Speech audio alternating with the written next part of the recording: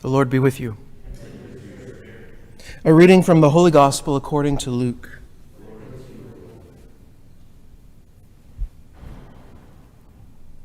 A certain Pharisee invited Jesus to dine with him, and he entered the Pharisee's house and reclined at table.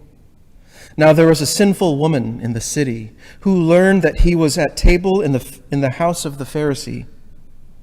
Bringing an alabaster flask of ointment, she stood behind him at his feet, weeping, and began to bathe his feet with her tears. Then she wiped them with her hair, kissed them, and anointed them with the ointment.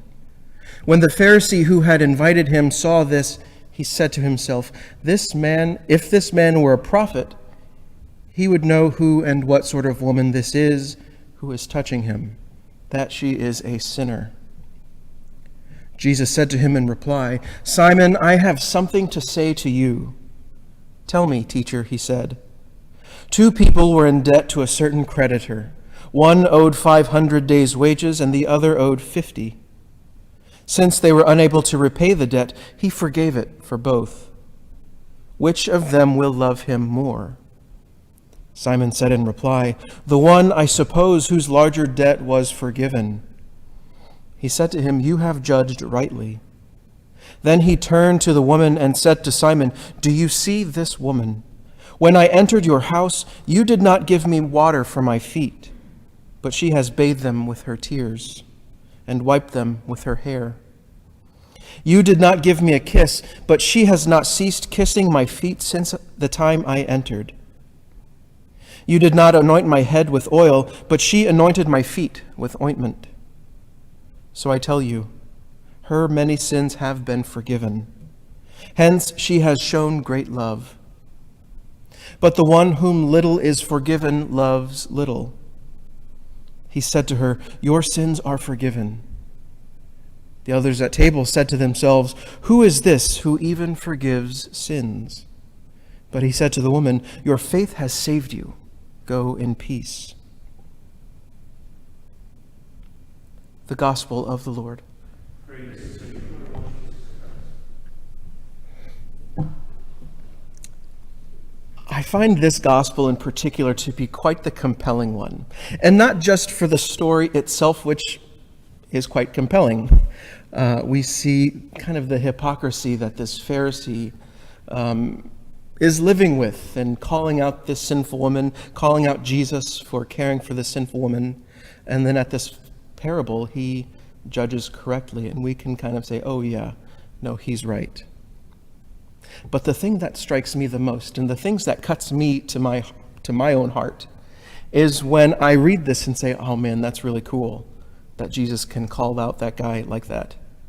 And then I go out into the street and I do the exact same thing.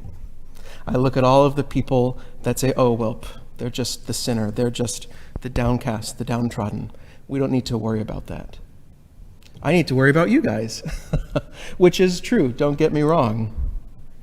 But Jesus is calling us to something more here. Jesus, throughout the Gospel of Luke, is saying that be a good person, do good things. But here's a funny story, that's not good enough. Christianity, Christ, does not call us just to be good people. Christianity is not a system of ethics, FYI. It's an encounter.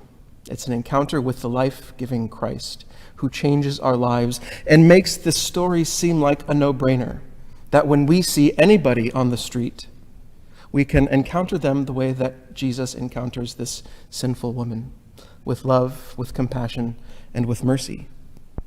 In the same way, we can trust and we have hope that God looks at us in the same way, because none of us are perfect.